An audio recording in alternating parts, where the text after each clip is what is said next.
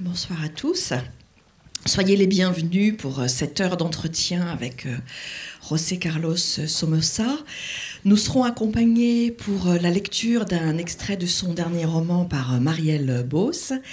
Et puis José Carlos Somoza a à ses côtés Marianne Millon, qui est non seulement son interprète, mais qui est également sa traductrice.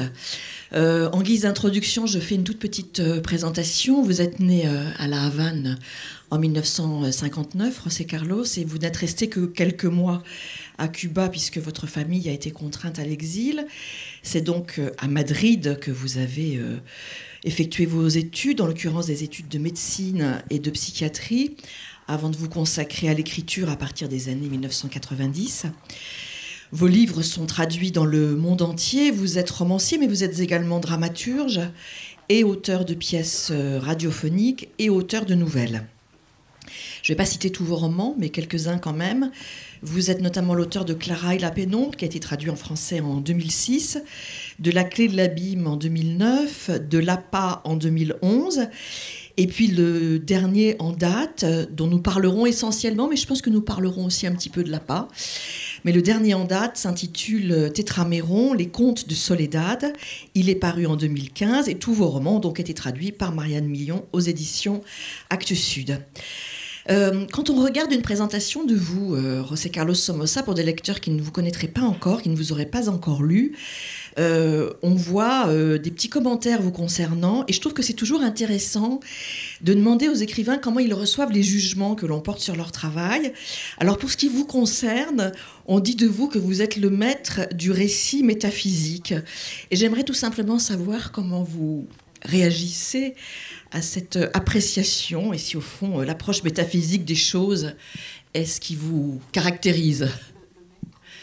Alors, le maître du récit métaphysique.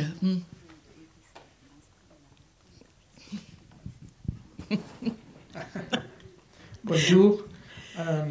Pues es la primera vez que oigo esa definición. Alors c'est la première fois que j'entends cette définition. Ah, bon, je vous donnerai la source. Bueno, supongo que es correcta. Alors, je suppose qu'elle est exacte. Yo creo que hubo un tiempo en mi carrera literaria en la que me interesaba lo metaliterario. Je crois qu'à un moment donné de ma carrière littéraire, je m'intéressais au méta littéraire. Y de ahí vienen, por ejemplo, obras como La caverna de las ideas. D'où des œuvres comme La caverne des idées. Que es un thriller que su texto es un texto normal de cualquier novela. Donc c'est un thriller avec un texte normal comme dans n'importe quel roman. Pero da la impresión de que está traducido y el traductor es también un personaje de la novela y pone notas a pie de página. On a l'impression que ce texte est traduit et que le traducteur, qui est également un personnage du roman, met des notes de bas de page, des notes du traducteur. El traductor se ve cada vez más envuelto en la trama de suspense de la novela. Et donc le traducteur est peu à peu happé dans le suspense du roman. Y en realidad la obra me sirvió para reflexionar sobre el hecho de leer y el hecho de escribir. Et en fait, ce roman m'a servi à réfléchir sur l'acte de lire et l'acte d'écrire. Y otra novela que también corresponde con esa definición de metaliteratura, también publicada en Francia, es Dafne desvanecida. Et donc Daphné disparue correspond également à cette définition de métalittérature. Il est aussi paru en France. En la que un escritor pierde la memoria en un accidente. Donc dans ce roman, un écrivain perd la mémoire suite à un accident. Y lo único que tiene, lo que llevaba encima era un papel que en donde había escrito "me he enamorado de una mujer desconocida". Et donc après l'accident, la seule chose qu'il a retrouvée sur lui, c'est un bout de papier sur lequel est écrit « Je suis tombé amoureux d'une femme ». Pero él no sabe, como es escritor, él no sabe si eso es el comienzo de una novela o él lo apuntó porque realmente había tenido esa experiencia amorosa. Mais alors, il ne sait pas s'il a écrit cette phrase en tant qu'écrivain, parce que c'est le début d'un roman, ou si il est vraiment tombé amoureux d'une femme. Y va en busca de ese amor porque él cree que la literatura puede describir la realidad y cree que eso es real. Donc en fait, il part à la recherche de cet amour parce que il croit que la littérature peut décrire la réalité et il croit donc que cet amour est réel. Y bueno, es también una novela de suspense, pero me sirvió para reflexionar en la littérature. Donc c'est aussi un roman à suspense, mais en même temps, ça m'a permis de réfléchir sur la littérature. Mais votre œuvre, de façon générale, est une œuvre qui est une grande réflexion sur ce qu'est la littérature. C'est une œuvre qui est très référencée, puisqu'on sent en vous et on voit en vous le très grand lecteur. Vous me direz que tous les écrivains sont toujours de très grands lecteurs, mais vos références sont assez explicites. Pour ce qui est du premier texte dont on va parler, donc le Tétraméron, les contes de Soledad, bien sûr la référence est tout à fait évidente, c'est la référence au Décaméron de Boccace. Et je voulais tout simplement savoir quelle place il occupe dans votre panthéon littéraire.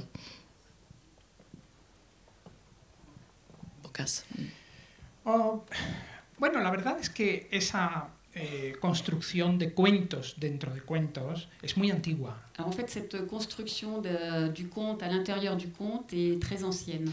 Yo creo que la literatura se ha fundado, entre otras cosas, uno de los pilares de la literatura es esa forma de construir las obras. Et donc je crois que c'est un des piliers de la littérature, cette façon. Más que Boccaccio, yo recuerdo cuando me hablan de cuentos dentro de cuentos, un libro que se convirtió para mí en mi libro infantil, el primer libro que recuerdo haber tenido en mis manos, haber leído, es Las Mil y Una Noches. Donc davantage que Boccace, je pense à un livre de mon enfance qui était Les Mille et Une Nuits et qui correspond au conte à l'intérieur du conte.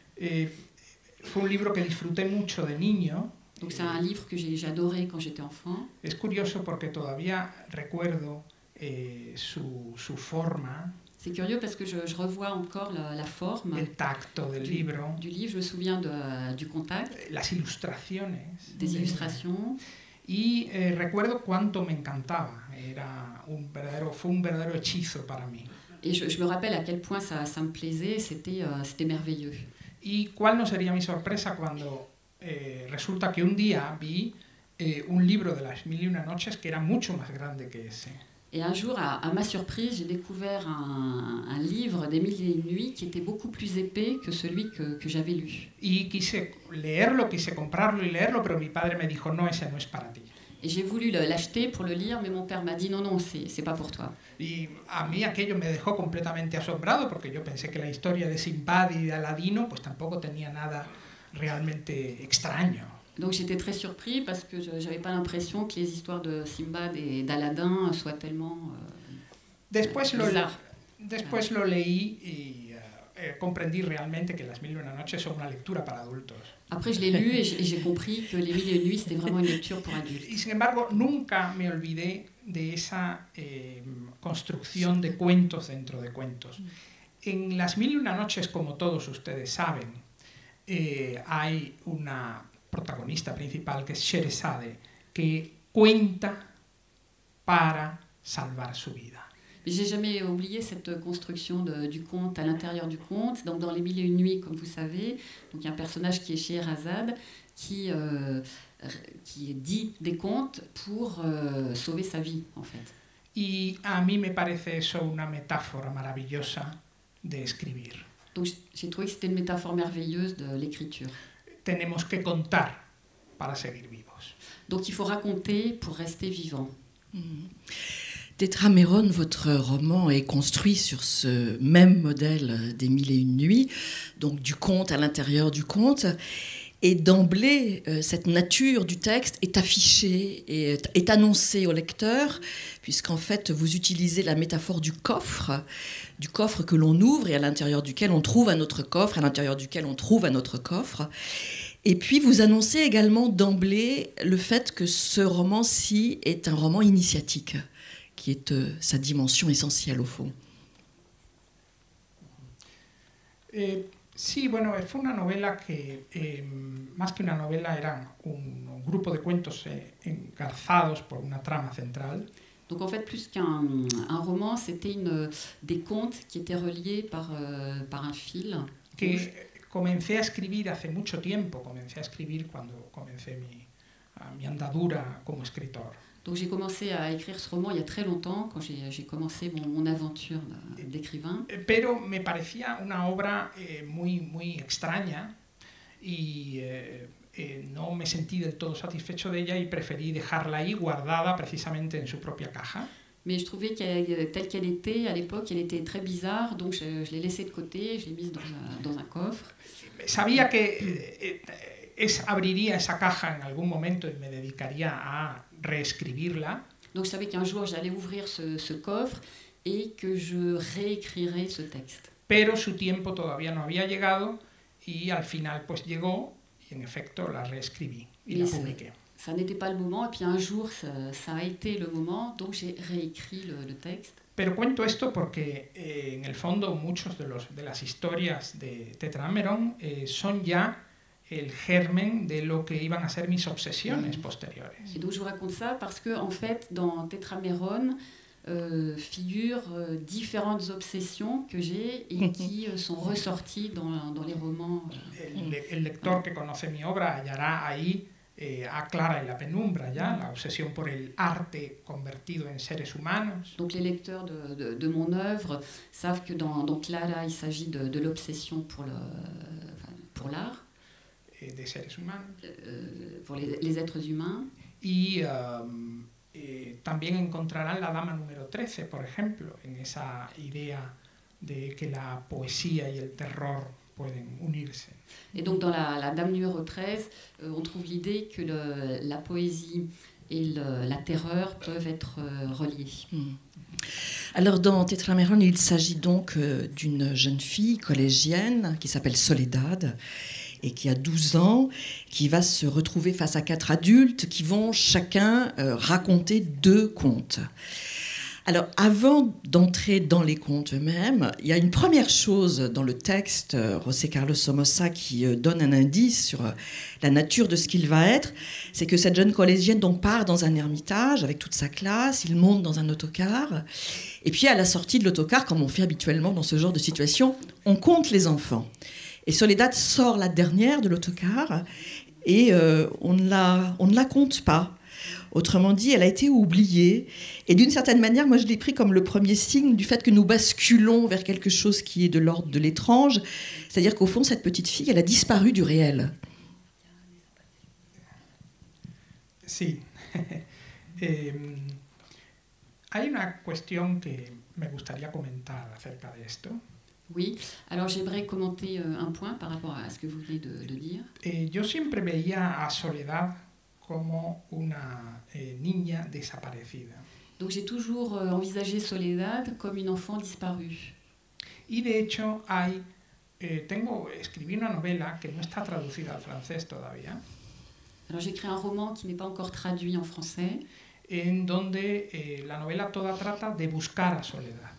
Et donc le thème de ce roman, c'est la recherche de Soledad. Soledad, en efecto, se ha perdido, es una estudiante de un colegio, la han llevado de excursión y se ha perdido, y en la novela hay un detective que la busca. Parce que donc c'est une adolescente qui a disparu, et donc dans le roman, un détective est à sa recherche. Ya aprovecho, al decir esto, aprovecho para que Marianne insista en la editorial a ver si la traducen al francés. Alors j'en profite pour suggérer à Marianne qu'elle insiste auprès de la maison d'édition pour traduire ce roman. Marianne, c'est... Petite parenthèse, je pense justement que maintenant que Tetraameron est sorti, que le public connaît Soledad, il veut évidemment connaître la suite. La suite. Donc je pense que Soledad, que cette histoire qui s'intitule...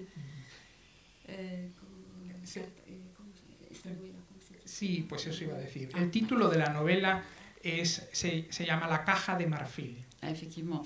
Alors ce roman s'intitule le coffret d'ivoire. Y precisamente la última caja, que es la que define, como ha dicho ella perfectamente, las cajas que van poco a poco abriéndose en Tetraameron, la última caja, que es la que define a Soledad, es una caja de marfil.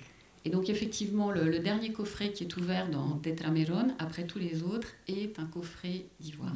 ¿Por qué se pierde Soledad y por qué esa pérdida y esa niña que en efecto, como tú has dicho, no cuentan cuando baja del autobús?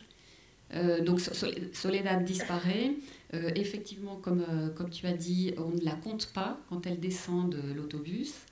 Pero no sé muy bien realmente la razón. Alors pourquoi je ne sais pas vraiment. Creo que indica que más que encontrar a Soledad, Soledad está destinada a perderse para que podamos buscarla. Donc en fait, finalement, ce qui importe, c'est pas de retrouver Soledad, mais c'est plutôt qu'elle se perde pour qu'on puisse partir à sa recherche. Voilà. Soledad n'ayant donc pas été comptée, ayant disparu, elle se retrouve seule. Elle se retrouve seule face à un escalier dont elle descend les marches. En bas de ces marches, il y a une porte. Elle pousse la porte et derrière cette porte, il y a 4 adultes assis derrière une table. Et là, bien évidemment, on ne peut pas s'empêcher de penser à Alice. Inévitablement. Sí, durante mucho tiempo estuve y sigo obsesionado con las historias de Lewis Carroll.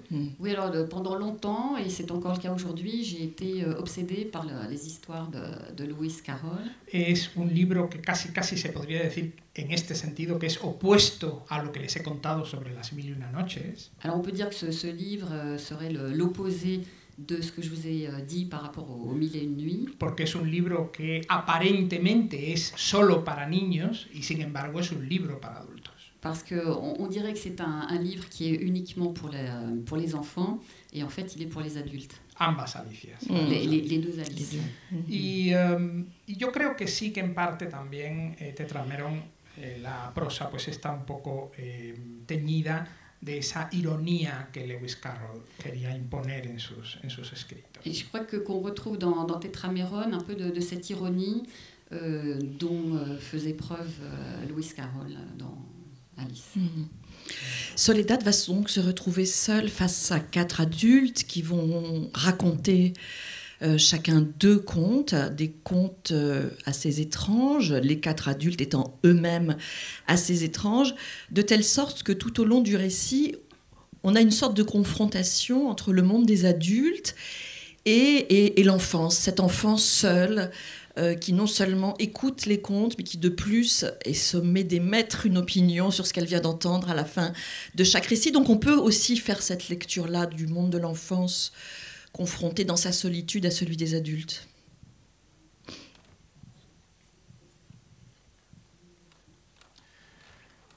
Sí, realmente se podría ver desde el punto de vista de que Soledad está madurando. Alors effectivement, on pourrait l'envisager sous l'angle de Soledad qui est en train de grandir. Y está pasando de una etapa infantil a una etapa adulta. Donc en fait, elle passe de l'enfance à l'âge adulte. A mí me gusta verla, sin embargo, como una persona apasionada por escuchar cuentos. Mais moi, j'aime bien l'idée de la voir comme quelqu'un qui a la passion d'écouter des contes. Por oír contar cuentos, por contarlos también. Alors les entendre raconter et les raconter elle-même. En muchos de mis libros, los personajes tienen nombres simbólicos. Donc souvent dans mes romans, les personnages ont des noms symboliques. Soledad, pues se podría entender que es solitud. Y en el fondo es un poco lo que siempre he buscado toda mi vida para poder escribir, para poder contar cuentos y poder leer cuentos. Alors Soledad, on pourrait dire que c'est solitude, et c'est justement cette solitude que j'ai cherché toute ma vie pour écrire et raconter tranquillement des histoires. Así que si entendiéramos que se trata de una obra en la que va uno buscándose a sí mismo, es indispensable solitud. Alors donc si on envisage que c'est un roman dans lequel on part à la recherche de soi-même, ce terme de solitude est indispensable. Peut-être, Marielle, peut-on écouter un extrait du roman où justement on va retrouver Soledad.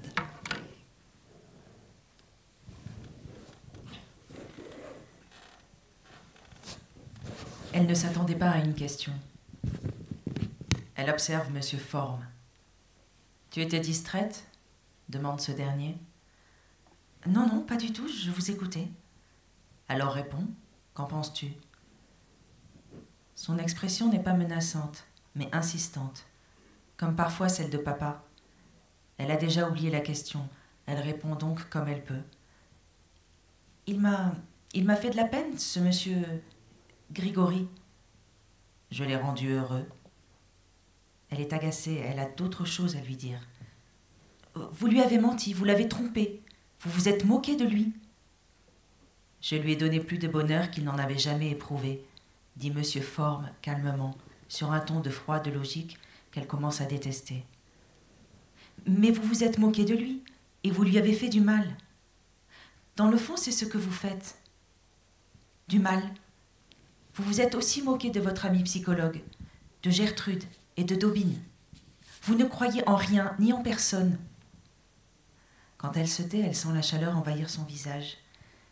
Les 4 adultes ne semblent pas impressionnés par son courage.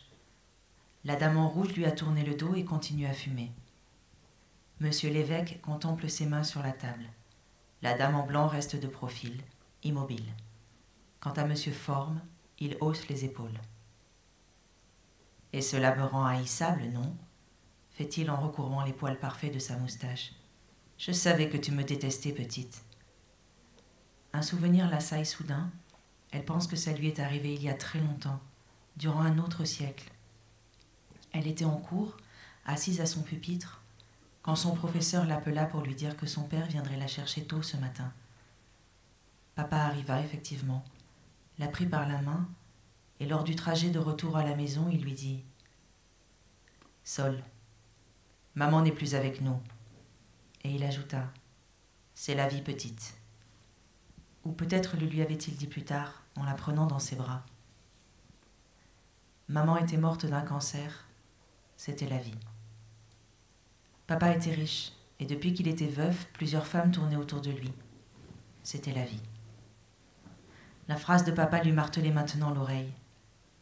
C'est la vie qui la nierait. Elle a maintenant l'âge de savoir. Personne, hormis les fous, ne vit dans un rêve fantastique. Et ce n'est pas la faute, et ce n'est la faute de personne, ni de son père, ni de Monsieur Forme, ni de Grigori ou d'Aubine. Personne n'a fait la vie telle qu'elle est. La vie s'est faite elle-même. Cette pensée la rassure. Elle bat des paupières à plusieurs reprises avant de parler à voix basse. Non, je ne suis pas d'accord avec vous, mais je ne vous déteste pas. Et bien sûr que si, la mer a une odeur. Ce qu'il y a, c'est que vous n'aimez que la terre, ajoute-t-elle en le regardant. Cette petite est plus intelligente que nous le pensions, dit l'évêque. Peu importe, elle doit payer. Monsieur Forme semble avoir perdu son patronyme, comme si la réponse de la jeune fille l'exaspérait. Il donne un coup du plat de la main sur la table. Auriez-vous oublié qu'elle a commis une faute, monsieur l'évêque ? Non, monsieur Forme, je n'ai pas oublié. Je demande l'avis général. Pauvre petite, n'exagérons pas, dit la dame en rouge, qu'elle serve seulement du vin. Non, pas seulement ça, madame. Monsieur Forme prononce à nouveau le nom en français. Soledad décide de l'appeler Madame Lefaux, phonétiquement. Monsieur Forme lève un doigt avant d'ajouter. Qu'elle serve le vin, et qu'elle ôte un vêtement. Soledad sent son sang se glacer. Décidez lequel, monsieur Forme, demande l'évêque. Approche, petite. Elle se dit que tout ira vite si elle agit naturellement. Après tout, monsieur Forme se contente de continuer à se moquer, non? Et si elle ne lui fournit pas de raison de rire, ces moqueries cesseront d'elles-mêmes. Soledad se dirige donc vers la table et reste debout dans l'espace compris entre madame Lefaux et elle. Seules ses mains trahissent sa nervosité, car même si elle les laisse retomber le long de son corps, les doigts de la main gauche s'agitent en se battant avec une petite peau du pouce. Monsieur Forme la scrute du regard en faisant la grimace. Son visage n'a jamais semblé aussi faux à la jeune fille, semblable à celui d'une marionnette. Pour une raison quelconque, elle n'en est pas effrayée. « La veste !» dit enfin le type. Qu'elle ôte sa veste. D'abord, elle va servir le vin, dit l'évêque en faisant un signe. La bouteille passe par-dessus la table, de la main de l'évêque à celle de M. Forme, puis à Soledad. Elle touche le verre, très froid, même si le liquide qu'il contient semble tiède. Comme si elle posait la main sur une peau glacée et humide et sentait le sang couler en dessous. Elle décide de commencer par Madame Le Faux. Ensuite, ce sera le tour de la dame en blanc.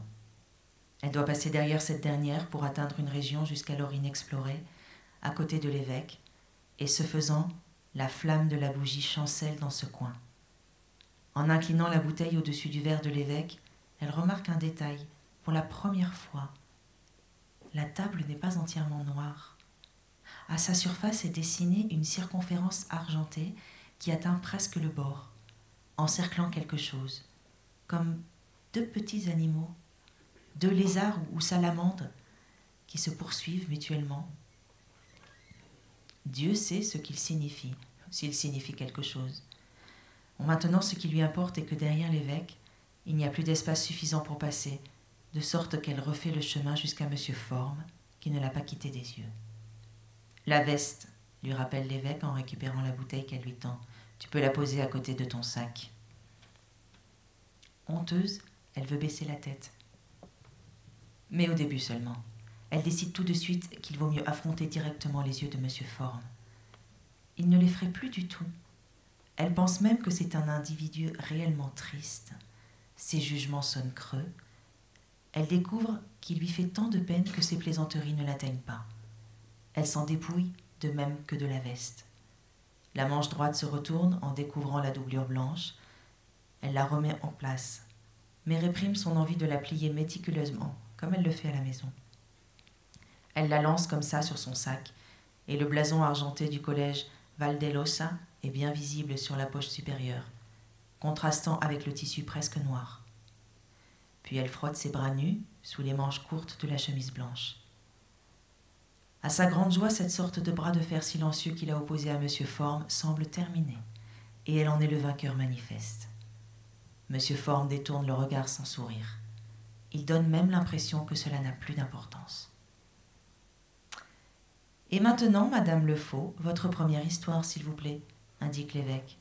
« Volontiers. » Madame Le Faux rejette plusieurs bouffées de fumée vers le plafond. Soledad se déplace un peu vers la gauche pour voir son visage. La dame lui sourit, et elle l'imite. Oh, quelle différence avec l'antipathique M. Forme! Une femme compréhensive et affectueuse, une vraie dame. Malgré son visage couvert de maquillage, et malgré la coiffure aux cheveux rougeoyants et aux fleurs jaunes, elle semble toutefois plus naturelle que son compagnon. Son ton, de même que son parfum, fascine. Quelque chose dans ses gestes est exagéré quand elle parle, mais hypnotique aussi. Soledad éprouve une grande curiosité de connaître son premier conte. Il s'intitule « La décoration », dit-elle avant de commencer. Il y a des années, la triple coïncidence d'un vol... Voilà. C'est le début d'un autre conte qui arrive.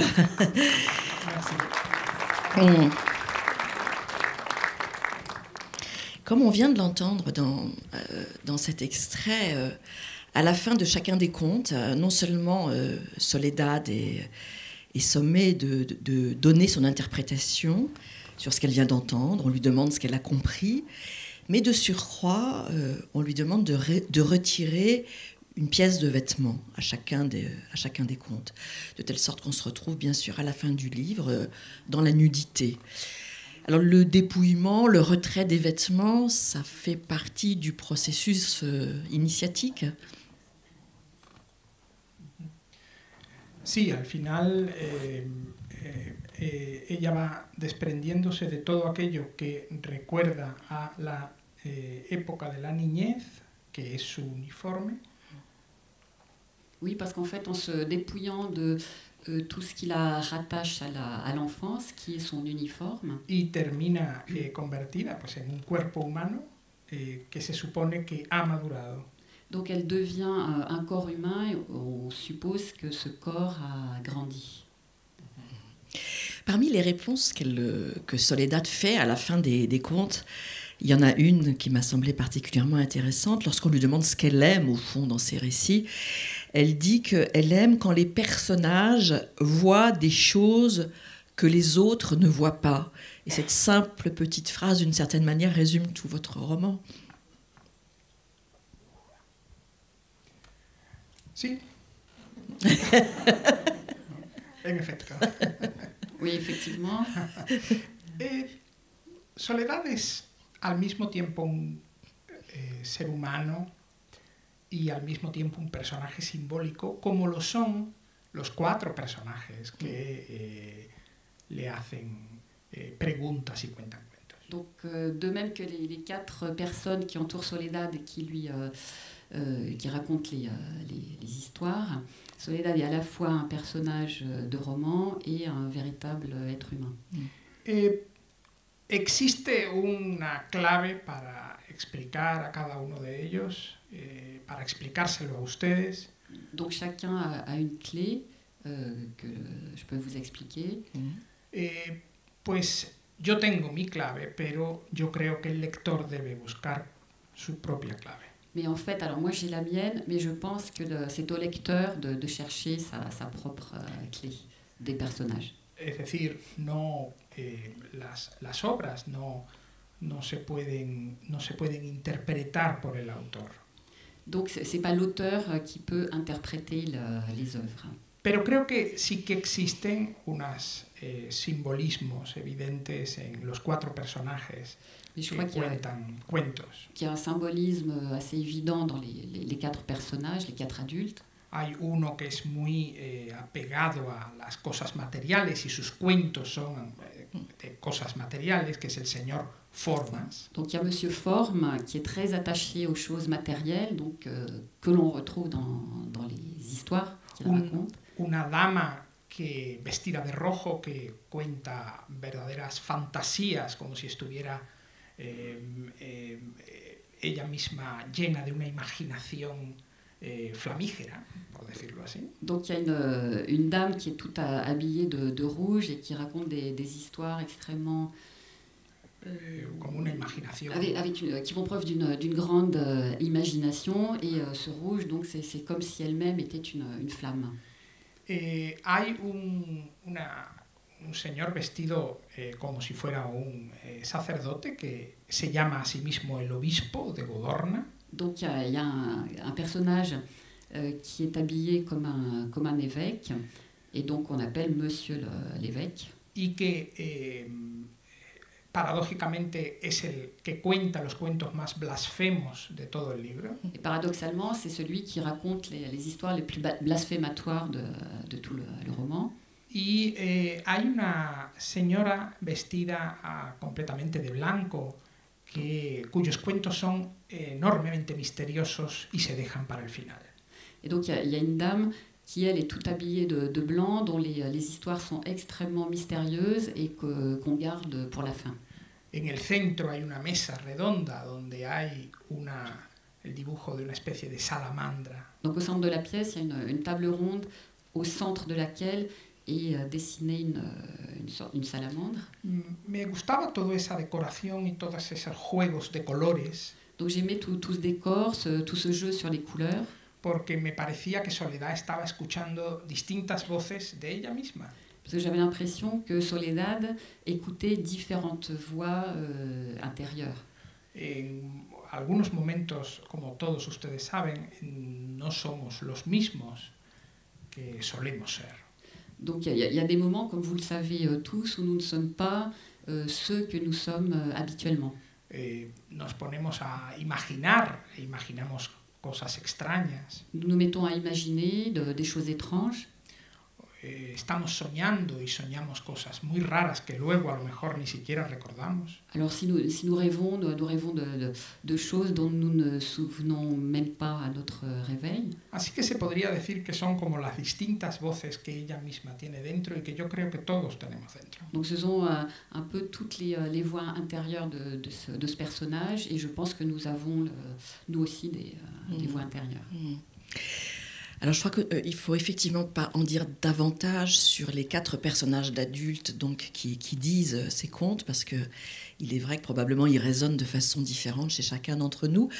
En revanche, on peut peut-être dire un tout petit quelque chose d'un des contes, c'est précisément celui qui allait commencer à la fin de l'extrait qu'a lu Marielle, qui s'intitule « La décoration », et c'est un conte qui est dit par la Dame en rouge, et dans lequel on voit apparaître, alors je trouve assez intéressant parce que là il y a une série de clins d'œil, c'est un personnage qui est un monsieur qui pratique une forme de fétichisme, il vole les dessous féminins qu'il conserve chez lui, il a une pièce entièrement dédiée à ça, donc il a des dessous de dames et il vole aux femmes leurs petites culottes pendant des soirées. Et comme bien évidemment le dessous des choses et que la part invisible des choses est ce qui est au cœur du récit, j'ai trouvé que ce conte était particulièrement drôle et voilà, assez emblématique finalement de ce que dit Tetrameron. Sí, bueno, y el cuento en realidad se basa en la paradoja de que comienza en una fiesta estrambótica. Alors en fait, le conte est basé sur le fait qu'il se déroule dans une fête absolument gothique, un peu... o bizarre también. Bizarre. Es la primera vez que te corrijo. Sí. Así descanso. No, une fête bizarre. Oui. Y va poco a poco buscando la simplicidad.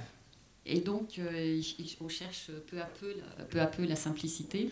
Es decir, el protagonista del cuento está harto de vivir en un mundo lleno de artificio. Donc le personnage de ce conte en a assez de vivre dans un monde artificiel. Y va buscando una cosa muy simple, muy natural. Et donc il cherche une chose très simple, très naturelle. De nuevo volvemos al tema de Soledad, en el que se va buscando al final el cuerpo humano, al ser humano. Donc on revient au thème de Soledad. Donc à la fin, on retrouve le corps humain. Y es un poco el tema de la decoración, esa búsqueda del cuerpo. Donc c'est un peu le thème de ce conte, la recherche du corps. Alors, les contes à l'intérieur du texte s'enchaînent les uns les autres sans lien autre, bien sûr, que l'initiation de Soledad. Et bien évidemment, on l'imagine dès le départ, il va lui revenir à elle de dire le dernier conte, bien évidemment. Et ce conte-là, celui que va dire Soledad, va être le conte le plus osé de tous. Es una pequeña broma, yo creo que diabólica al final. Donc je pense que c'est une petite plaisanterie diabolique donc à la fin. Yo creo que es uno de mis libros más burlones y más extraños. Donc je crois que c'est un de mes livres à la fois les plus moqueurs et les plus étranges. Yo creo que hay una cosa en él que no hay en otros libros míos, que es bastante humor. Donc je crois que contrairement à mes autres romans, il y a pas mal d'humour. Es una cosa curiosa que me han hecho notar ya. Donc c'est une chose un peu curieuse qu'on m'a déjà fait remarquer. Y digo curiosa porque en efecto a mí me gusta mucho el humor. Je dis c'est curieux parce qu'en fait j'aime beaucoup l'humour. Soy, creo, una persona, me encanta la ironía. J'adore l'ironie. Pero curiosamente mis obras, todas mis novelas, pues son bastante serias. Mais curieusement, mes romans sont tous assez sérieux. Da la impresión de que cuando me siento a escribir me pongo muy serio. Donc ça donne l'impression que quand j'écris, je deviens très sérieux. Lo cual me sorprende porque, entre otras cosas, no lo había percibido así hasta que me lo hicieron notar. Alors ça me surprend parce que je ne voyais pas les choses comme ça avant qu'on me le fasse remarquer. Sin embargo, Tetrameron, que a lo mejor debido a que comencé con ella cuando al inicio de mi carrera literaria. Mais peut-être dans Tetrameron, comme je l'ai commencé vraiment au début de ma carrière littéraire. En la que todavía no estaba cuajada mi actitud y mi voz. Donc j'avais pas encore fixé, déterminé mon attitude, ma voix. pues tiene cuentos y tiene momentos que yo creo que son bastante divertidos. Donc je crois qu'il y a des moments assez amusants. Pero no obstante, eso me ha hecho pensar y prometo un Somoza divertido para alguna novela futura. Donc ça m'a fait réfléchir à la question et je vous promets un Somoza amusant dans de futurs moments. Et puisque vous évoquez vos autres romans, on peut peut-être dire un tout petit mot d'un autre de vos romans qui le suit, qui est L'appât. Et il y a en exergue de L'appât une citation de Comme il vous plaira de Shakespeare, et qui peut-être au fond résume assez bien l'esprit général de votre travail.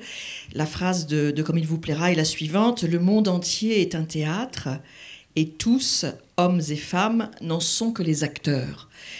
Et d'une certaine façon, bien sûr, ça reflète parfaitement le roman de L'appât, mais ça peut aussi s'appliquer à Tetrameron. Sí, bueno, el cebo la escribí, yo creo que para contestar que sí a una de esas preguntas a las que siempre contesto que no. Alors je crois que j'ai écrit L'appât pour répondre oui à une question, à une de ces questions auxquelles généralement je réponds non. Es una pregunta que me ha perseguido durante toda mi vida de escritor. Donc c'est une question qui m'a poursuivi pendant toute ma vie d'écrivain. Y que, como todos ustedes pueden imaginarse, me la han hecho con muchísima frecuencia. Donc vous pouvez imaginer qu'on me l'a posée très fréquemment. Que es: ¿la psiquiatría ha influido en su forma de escribir? Alors la question est la suivante: est-ce que la psychiatrie a influé sur exercé une influence sur votre écriture? Es una pregunta que, curiosamente, yo siempre he respondido que no. Alors curieusement, j'ai toujours répondu par la négative à cette question. Pero curiosamente también no me han dejado responder que no. Mais curieusement, on ne me laissait pas répondre non. Es decir, no se lo han creído. C'est-à-dire qu'on ne me croyait pas. De hecho, hay mucha gente que después de que le digo que no creo que me haya influido la psiquiatría en mi forma de escribir, me miran de arriba abajo y dicen: no, se nota que es usted psiquiatra por lo que escribe. Et très souvent, quand je réponds que non, la psychiatrie n'a pas eu d'influence sur mon écriture, les gens ne me croient pas, ils me regardent de la tête aux pieds, ils me disent non, je ne vous crois pas. Con lo cual pasó el tiempo y decidí escribir un libro en el que pudiera responder que sí, que la psiquiatría influye en mi manera de escribir. Donc avec le temps passant, j'ai décidé d'écrire un roman où je pourrais répondre que si, justement, la psychiatrie m'avait influencé. Uno no puede ir en contra de la opinión de todo el mundo. Donc en fait, on ne peut pas toujours aller contre l'opinion générale. Entonces el cebo es mi respuesta de decir sí, en efecto, el cebo es una novela en la que mi conocimiento de la psiquiatría o mi interés por las conductas humanas se refleja muy notablemente. Donc en fait, L'appât, c'est ma réponse à cette question, que si la psychiatrie influe sur la conduite humaine.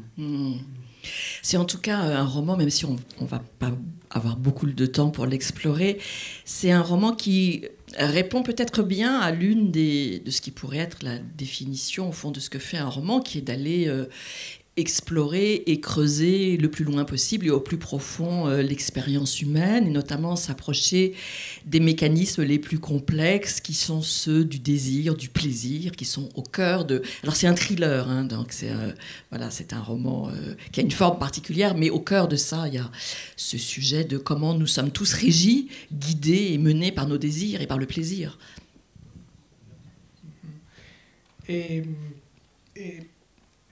Imagínense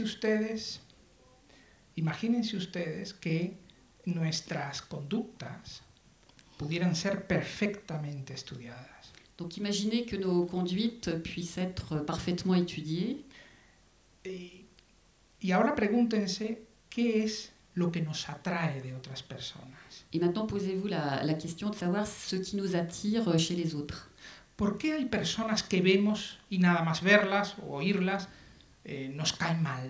Parce qu'il y a des gens que simplement les voir et les entendre, ils ne sont pas sympathiques. Incluso aunque todavía no hayamos oído lo que nos van a decir. Et même si on n'a pas encore entendu ce qu'ils vont nous dire. ¿Y por qué, sin embargo, hay otras personas con las que decimos tenemos feeling o encajamos o hay un aura, ¿no? Et inversement avec d'autres, une sorte de feeling, une espèce d'aura. Imagínense que todo eso tenga como explicación que en las conductas humanas hay formas de comportarse. Donc imaginez que l'explication soit que dans les comportements humains, justement, il y ait une façon, il y ait des normes pour se comporter. Y a cada uno de nosotros nos gusta inconscientemente una determinada forma de que se comporten. Et qu'inconsciemment, nous ayons nos guste que una determinada forma. Que nous aimions une façon particulière de nous comporter. E imagínense que eso se pudiera reproducir, es decir, que hubiera gente que ya sabiéndolo se dedicaran a hacer que a ustedes les gusten. Et imaginez que ça puisse être reproduit, qu'il y ait des gens qui se consacrent à faire en sorte que ces comportements vous plaisent. La base de la novela es que todo eso se conoce y hay personas que se dedican a atraer a los criminales haciendo de cebo. Donc la base du roman est connue et donc on imagine que haciendo de cebo, atrayendo a los criminales. Qu'on peut susciter, attirer les criminels. En fait. Y lo que hacen es como si representaran aquella conducta que a ustedes les gusta más. Donc on fait comme si on jouait, on représentait ces comportements qui vous plairaient le plus. La protagonista es un cebo y se dedica a eso. Donc, se dedica a comportarse para que a otros vengan atraídos por ella. Donc l'héroïne est un appât qui doit se comporter de telle façon qu'elle va attirer donc en fait les criminels qui se sentent attirés par elle. Mais de la même manière que dans Tetrameron, il y avait des références à Boccace, des références à Lewis Carroll et à son Alice, là il y a de façon évidente et explicite une référence à Shakespeare qui apparaît dans votre roman comme un véritable continent, en ce sens que vous nous laissez entendre, et vous le dites d'ailleurs clairement, que au fond l'œuvre de Shakespeare permettrait de comprendre tout de la condition humaine. Donc je suppose qu'il est parmi vos auteurs de référence un de ceux qui compte le plus.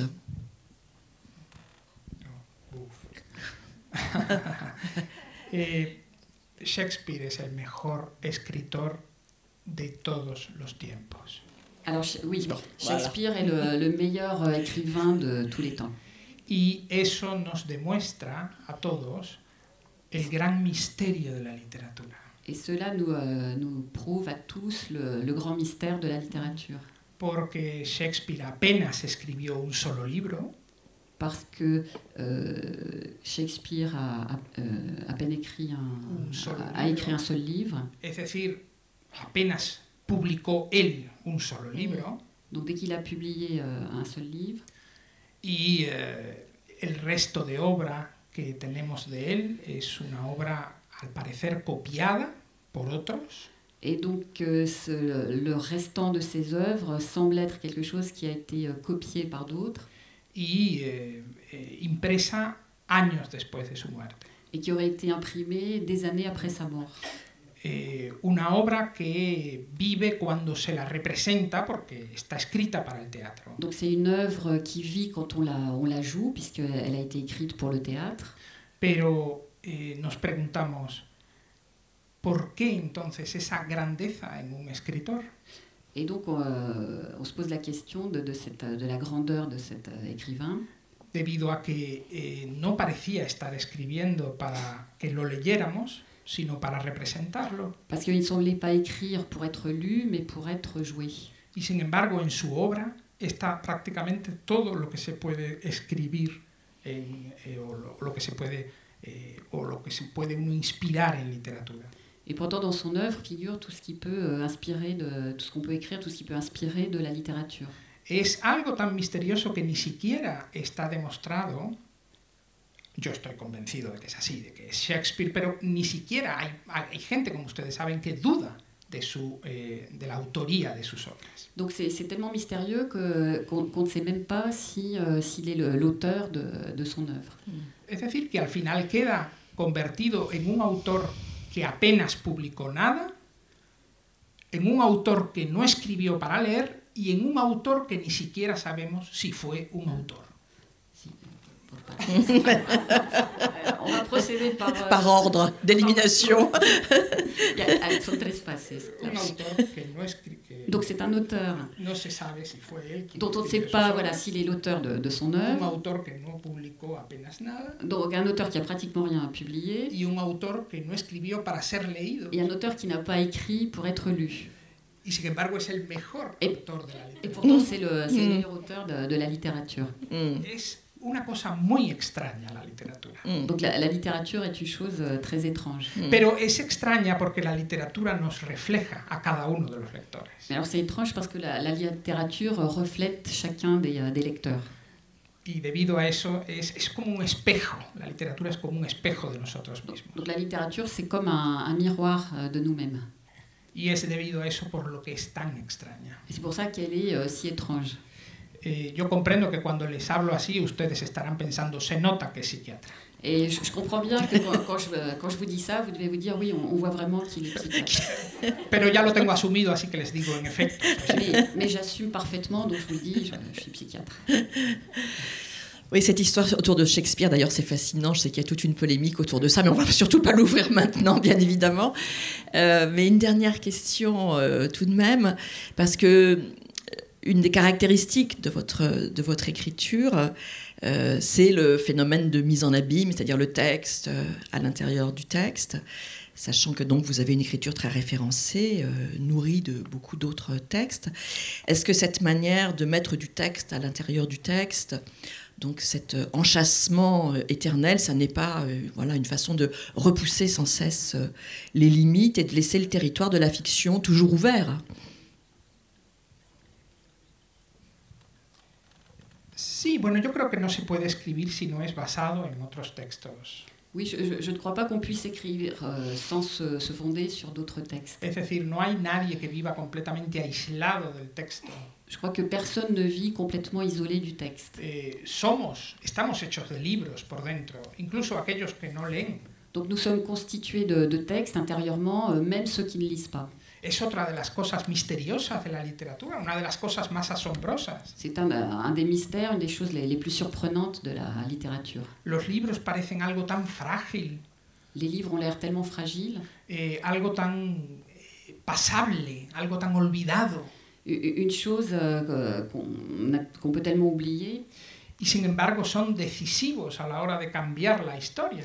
Et pourtant, pour ce qui est de changer l'histoire, il joue un rôle décisif. Seguimos matando y muriendo por cosas escritas en libros hace mucho tiempo. Donc nous continuons à tuer et à mourir pour des choses qui ont été écrites il y a très longtemps dans les livres. Es algo muy extraño también. Donc ça aussi, c'est très étrange. Eh bien, restons sur cette étrangeté, parce qu'après tout, c'est probablement la grande caractéristique de l'aventure de tout lecteur que de pratiquer l'étrangeté. Merci infiniment, José Carlos Somoza. Merci, Marielle, pour la lecture. Et bien sûr, merci à Marianne pour sa présence en tant qu'interprète. Et puis, je voudrais rappeler, bien sûr, que Tétraméron et Lapa, dont nous avons également dit quelques mots, sont tous les deux parus aux éditions Actes Sud. Merci infiniment. Merci beaucoup.